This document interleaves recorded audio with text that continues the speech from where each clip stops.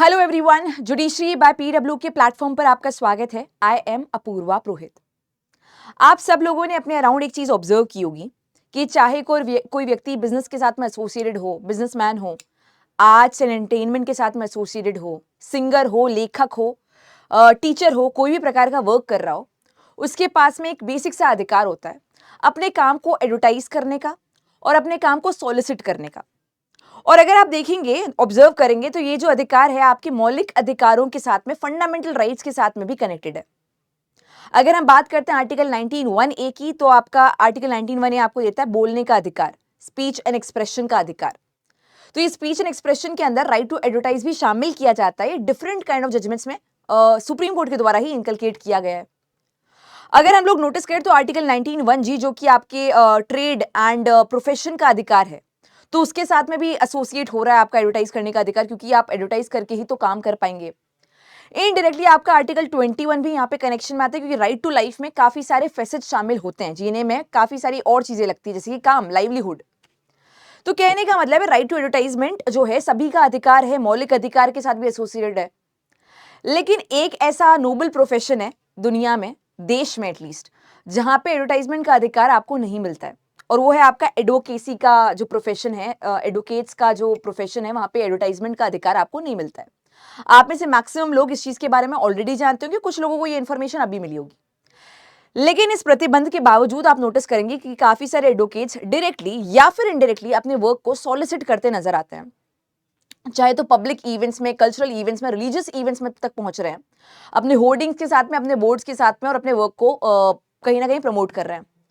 कुछ लोग indirectly promote कर रहे हैं, जहां पे वो सोशल मीडिया पे लीगल इन्फ्लुएंसर बन के आ रहे हैं और इनडायरेक्टली आपको एडवाइस भी दे रहे हैं, चाहे वो एडवाइस मिसलीडिंग ही क्यों ना हो, लेकिन इससे उनको 4 क्लाइंट्स तो मिल ही जाते हैं। तो क्या ये चीज, ये जो प्रतिबंध है, जो बेसिक रूल है, और कौन सा रूल है उसके बारे में बात करेंगे, उसके अगेंस्ट नहीं जा रहा है, जा ही रहा है। और अगर हम बात करते हैं रीसेंट मामले की, 2 अगस्त की बात करें, तो पंजाब एंड हरियाणा के बार काउंसिल ने इसके ऊपर कंप्लीट रोक तो लगाई है। वैसे तो रोक ऑलरेडी एग्जिस्ट करी थी, पर इसके ऊपर कंसर्न जाहिर किया है, और साथ ही साथ ये कहा है कि अब पंजाब एंड हरियाणा में कोई भी एडवोकेट इस तरीके से अपना वर्क सॉलिसिट करते हुए, एडवर्टाइज करते हुए डायरेक्टली या इनडायरेक्टली नजर आता है, तो उसके लाइसेंस को सस्पेंड भी कर दिया जाएगा, टर्मिनेट भी किया जा सकता है। इतने ज्यादा सीरियस रेपरकशंस आपको मिल सकते हैं। तो Punjab and Haryana bar council wants advocates against promoting legal services online, और इसके अलावा आप ना ये डायरेक्टली कर सकते हो, ना ये इनडायरेक्टली कर सकते हो। यहाँ पे रूल 36 चैप्टर 2 पार्ट 6 और बार काउंसिल रूल्स आता है, लेकिन इसके बारे में हम बात करेंगे थोड़ा सा रुक के कि ये रूल्स क्या हैं, एडवोकेसी एक्ट के साथ में कैसे ये चीजें एसोसिएटेड है। We will talk about it, but as of now आप केवल सुनते जाओ। तो बार काउंसिल ने बोला कि देखो, ये रिसेंटली एक ट्रेंड आया जहां पे एडवर्टाइजमेंट अगर आप डायरेक्टली नहीं कर पा रहे हो, तो आप लीगल इन्फ्लुएंसर बन जा रहे हो, सोशल मीडिया पे अपने वर्क को सॉलिसिट कर रहे हो, लीगल एडवाइस देने के नाम पर एक फसाड क्रिएट कर रहे हो, और उसके बेसिस पर आप एडवर्टाइज कर रहे हो। कई लोग रिलीजियस इवेंट तक पहुंच जाते हैं और वहां जाके एक कंट्रोवर्शियल टिप्पणी देते हैं, बताते हैं कि किस तरीके से, कौन से केस में उन्होंने क्या अचीवमेंट हासिल किया है, वगैरह वगैरह। तो इन चीजों के बारे में कहा कि मिसलीडिंग इंफॉर्मेशन जो ऑनलाइन फैलाई जा रही है, रिगार्डलेस ऑफ देयर क्रेडेंशियल्स, ये भी अपने आप में बहुत ही घातक है। कुछ लोग हैं जो कि अभी तक एडवोकेट बने भी नहीं, शायद लॉ स्टूडेंट होंगे, 4th ईयर 5th ईयर के स्टूडेंट की बात कर रहे हैं, वो लोग भी सोशल मीडिया पे अपने अकाउंट बना के लॉ की एडवाइस दे रहे हैं। और ये लॉ की एडवाइस देना बहुत ही घातक इस तरीके से भी हो सकता है, क्योंकि काफी बार ये इंफॉर्मेशन मिसलीडिंग होती है। Most of the law is contextual in nature, यानी कि फैक्ट एंड सर्कमस्टांसेस के बेसिस पर बहुत सारी चीजें निर्भर करती है। तो अगर कोई व्यक्ति अगर आपको बताता है कि देखो, एलिमनी के केसेस में ऐसा करना चाहिए, और इस पर्टिकुलर मामले में, प्रॉपर्टी के मामले में ये करना चाहिए, most of the things are very contextual, और वो चीजें आपके केस पर शायद अप्लाई हो, शायद अप्लाई ना हो, तो वो इंफॉर्मेशन आम जनता के लिए मिसलीडिंग हो सकती है। कि हमने कुछ सुना, 30 सेकंड का वीडियो, 2 मिनट का वीडियो, और उसके बेसिस पे एक ओपिनियन फॉर्म कर दिया, वो चीजें भी घातक है। यहाँ पे काउंसिल ने अर्ज किया है all president and secretaries of bar association to immediately disseminate circular, दोबारा से सर्कुलर को इशू किया जाए कि जो भी इस प्रकार से वर्क कर रहा है उनके लाइसेंस को सस्पेंड करना चाहिए। तो एक वार्निंग आई है, अभी के लिए केवल वार्निंग ही है, पंजाब एंड हरियाणा ये बार काउंसिल की तरफ से। लेकिन ये जो मामला है केवल Punjab and Haryana high court या बार काउंसिल के लिए रिस्ट्रिक्टेड नहीं है। अभी अगर हम लोग 2025 की बात करें, तो मार्च 2025 में प्रेस रिलीज के माध्यम से बार काउंसिल ऑफ इंडिया ने भी कुछ गाइडलाइंस निकाली थी। इसका ट्रिगर पॉइंट क्या था, तो आपको ट्रिगर पॉइंट बता देती हूँ, ये फोटो, ये डीएसके लीगल एक लॉ फर्म है जिन्होंने अपने इंस्टाग्राम के माध्यम से और डिफरेंट पोर्टल्स के माध्यम से राहुल बोस एक एक्टर है उनका इस्तेमाल किया था अपनी सर्विसेज को प्रमोट करने के लिए। इतनी बड़ी लॉ फर्म होने के बाद भी शायद वो बेसिक सी बात समझ नहीं पाए कि एडवर्टाइजमेंट तो आप कर ही नहीं सकते हो, पर इन्होंने करा। अब बार काउंसिल यहां पर अपना एक पेन डाउन करती है और प्रेस रिलीज करती है इस पिक्चर के साथ ही कि किस तरीके से एडवोकेट्स के द्वारा, किस तरीके से लॉ फर्म्स के द्वारा बेधड़ल्ले से जो बेसिक रूल है, बेसिक रूल प्रोफेशनल कंडक्ट जो बेसिक सा है उसे वॉयलेट किया जा रहा है, उसका हनन किया जा रहा है। तो यहाँ पे बार काउंसिल ऑफ इंडिया प्रोहिबिट करती है इसी चीज को, वापस से हाईलाइट कर रही है और प्रेस रिलीज के माध्यम से कुछ गाइडलाइंस को दोबारा से स्टैब्लिश करती है या रीस्टैब्लिश करती है।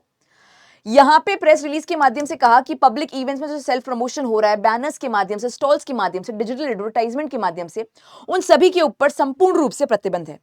गाइडलाइंस में कुछ और चीजों को भी, कुछ और इश्यूज को भी हाईलाइट किया गया था, जैसे कि prohibition against utilising Bollywood actors and celebrities. Social media influencer हो गए, कोई प्रकार के सेलिब्रिटीज हो गए, बॉलीवुड एक्टर्स एक्ट्रेसेस हो गए, इनका इस्तेमाल आप नहीं कर सकते हो अपने सर्विसेज को प्रमोट करने के लिए। काफी लोगों के दिमाग में आ रहा होगा, लेकिन जब सबके पास में एडवर्टाइज करने का अधिकार है और आर्टिकल 19(1)(a) के साथ एसोसिएटेड है, आर्टिकल 19(1)(g) के साथ में एसोसिएटेड है, आर्टिकल 21 पे पिक्चर मारा है, तो हमारे पास क्यों नहीं है?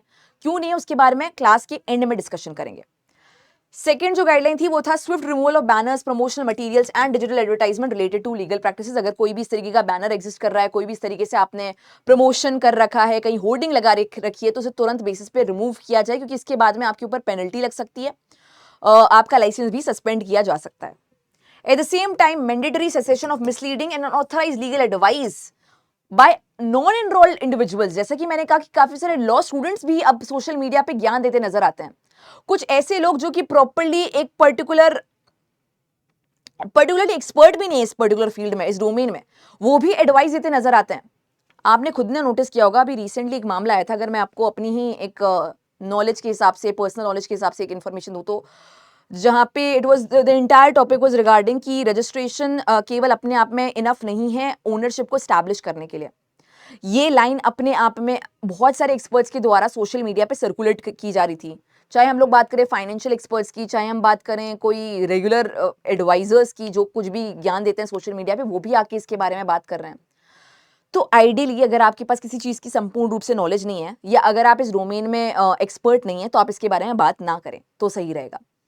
इसके अलावा जो लोग एक्सपर्ट भी है, मतलब कि किसी तरीके से एडवोकेट आप बन भी चुके हो, तब भी आपको सोच समझ के एडवाइस देनी चाहिए। आपके ऊपर भी कुछ रूल्स एप्लीकेबल होते हैं, ऐसा नहीं कि आपने कुछ लाइन बोली, कुछ ऐसी चीज़ बोली जो कि पीपल जो है उसको अट्रैक्ट करेगी, बट एक्चुअली वो इन्फॉर्मेशन काफ़ी हद तक मिसलीडिंग है। तो इन चीज़ों के ऊपर संपूर्ण रूप से रोक भी लगाई जा सकती है और रेगुलेट करने के लिए भी कुछ गाइडलाइंस होनी चाहिए। Absolute prohibition on the use of social media और digital platforms to directly indirectly solicit your work कहने की बात नहीं है, जाहिर सी बात है, ये हमारा बेसिक रूल 36 से आता है। डिजिटल प्लेटफॉर्म्स को खुद को भी स्ट्रिंजेंट वेटिंग मैकेनिज्म्स निकालने चाहिए कि अगर ऐसा कोई इन्फॉर्मेशन आ रहा है तो उसे रिमूव किया जाए, उस तरीके की पोस्ट को हटाया जाए। ये डिजिटल प्लेटफॉर्म्स को भी, सोशल मीडिया प्लेटफॉर्म्स को भी करना चाहिए इस प्रकार से कि आराम से वो जो कंटेंट है उसे रिपोर्ट किया जाए और उसके बाद में उसका स्विफ्ट रिमूवल भी हो सके। Ethical practices to online conduct should be followed. Ethical practices का फॉलो होना चाहिए सारे एडवोकेट्स के द्वारा, सारे लॉयर्स के द्वारा, लीगल एक्सपर्ट्स के द्वारा, लीगल प्रोफेशनल्स के द्वारा। अगर यहाँ पे हम लोग बात करें लॉ की, कौन सा लॉ है जो इसके ऊपर प्रतिबंध लगा रहा है, तो एडवोकेट्स एक्ट के तो काफी सारे प्रोविजंस आएंगे जो कि प्रोफेशनल मिसकंडक्ट के अंडर इसको इजीली डाल सकते हैं, और प्रोफेशनल मिसकंडक्ट की आपको सजा भी मिलेगी एज पर सेक्शन नंबर 35, वो अलग बात है। पर अगर हम बार काउंसिल ऑफ इंडिया के रूल्स की बात करें तो रूल 36 चैप्टर 2 ऑफ पार्ट 6, जहां पे गाइडलाइंस है बकायदा कि आप कैसे एडवर्टाइजमेंट नहीं कर सकते हो। डायरेक्ट इनडायरेक्ट प्रमोशन नहीं होगा। अगर आप किसी केस में एडवोकेट बने थे, आपने लड़ाई लड़ी थी और आप जीते भी थे, कुछ आपके फेवर में जजमेंट भी आया था, तब भी आप कोई इंस्पायरिंग कमेंट के साथ अपनी फोटो को पोस्ट नहीं कर सकते हैं। कोई sign board, name plate representing that you are a member of bar council of president, आप कोई प्रेसिडेंट हो बार काउंसिल के या कुछ भी इस तरीके से मेंबर, उसका भी आपको अलग तरीके से प्रमोशन नहीं करना है। हालांकि आप एक वेबसाइट रख सकते हो अपने काम के लिए, किसी को भी आपको अप्रोच करना हो, आप कार्ड दे सकते हो, आप वेबसाइट रख सकते हो, ये चीजें आपके द्वारा की जा सकती हैं। अब काफी लोगों के दिमाग में वही सवाल था कि मैम ये क्यों नहीं है, सबके पास अधिकार है, हमारे पास क्यों नहीं है? तो उसका कारण ये है कि मेन फोकस आपका होना चाहिए to ensure justice to client, and ये अपने आप में एक नोबल प्रोफेशन है। अगर हम लोग हिस्टोरिकली देखें तो लॉ का जो प्रोफेशन है, लीगल प्रोफेशनल जो है, वो एक नोबल प्रोफेशन की कैटेगरी में आता है।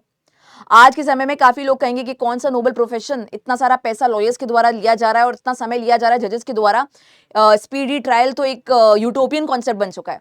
लेकिन उसके बावजूद भी कहीं ना कहीं एक उम्मीद है, कहीं ना कहीं एक होप है कि अल्टीमेटली हमारा जो मेन एजेंडा है, मेन जो गोल है, वो जस्टिस दिलाना है, न्याय दिलाना है और जो लिटिगेंट है उनकी सहायता करना है। अगर हमने यहाँ पे एडवर्टाइजमेंट करना स्टार्ट कर दिया तो इससे बहुत सारी चीजें होंगी। एक तो ये होगा कि क्लाइंट से जो आप फीस लेते हो वो ज्यादा लोगे, क्योंकि ये पैसा एडवर्टाइजमेंट का जो लगा रहे हो वो वसूलोगे कहां से। दूसरा एक कारण ये भी है कि जो बड़ी मछलियां हैं वो छोटी मछलियों को खा जाएंगी। कहने का मतलब है जो बड़े लॉ फर्म्स हैं, जो बड़े एडवोकेट्स हैं, जिनके पास में जनरेशनल वेल्थ है, वो लोग अपने काम को बहुत प्रमोट करेंगे और जो अभी बस स्टार्ट कर रहा है प्रोफेशन में वो अपने आप को ऑब्वियसली प्रमोट कर नहीं पाएगा। तो ये जो रूल्स थे, ये बार काउंसिल ऑफ इंडिया के द्वारा निकाले गए थे, गाइडलाइंस को दोबारा से रीइटरेट किया गया था मार्च 2025 में। और रीसेंट अगर हम बात करें तो Punjab and Haryana bar council के द्वारा भी इसी चीज को हाईलाइट किया गया। इनफैक्ट वार्निंग दी गई है कि अगर आप इस प्रकार से काम करते हो तो आपके लाइसेंस को सस्पेंड भी किया जा सकता है। तो अगर आप एक अधिवक्ता हो, लॉयर हो, और अगर आप सोशल मीडिया के माध्यम से ऐसा कुछ भी कर रहे हैं तो थोड़ा सोच समझ के करना, ये देखना कि आप किस दायरे में कर सकते हो, क्या चीज अलाउड है, क्या नहीं अलाउड है, और उसके हिसाब से ही लीगल एडवाइस देना या फिर अपने वर्क को सॉलिसिट करने के बारे में सोचना। तो ये पूरा के पूरा मामला है। Thank you so much for joining इन। आपका ओपिनियन क्या है इस पे कमेंट में जरूर बताना कि आपको लगता है कि चीजें बदलनी चाहिए, क्या एडवोकेट्स के पास भी अधिकार होना चाहिए एडवर्टाइजमेंट का। और ये सवाल मैं आपसे इसलिए भी पूछ रही हूँ क्योंकि रिसेंटली एडवोकेट्स के द्वारा बार काउंसिल ऑफ इंडिया से डिमांड की गई थी कि अगर हम भारत में नहीं तो एटलीस्ट फॉरेन में एडवर्टाइज करने का अधिकार रखना चाहिए। मतलब हमें एटलीस्ट फॉरेन में एडवोकेसी का जो हम एडवर्टाइजमेंट कर सकते हैं वो अधिकार हमें प्रोवाइड किया जाए। उसका कारण ये है कि रिसेंटली इंडिया में फॉरेन लॉ फर्म्स को अलाउ किया गया है, फॉरेन लॉयर्स को अलाउ किया गया है। तो अगर वो यहाँ पे आके प्रैक्टिस कर सकते हैं तो क्या हमारे पास अधिकार नहीं हो सकता कि हम वहां पे जाके अपने वर्क को एटलीस्ट सॉलिसिट या प्रमोट कर सकें।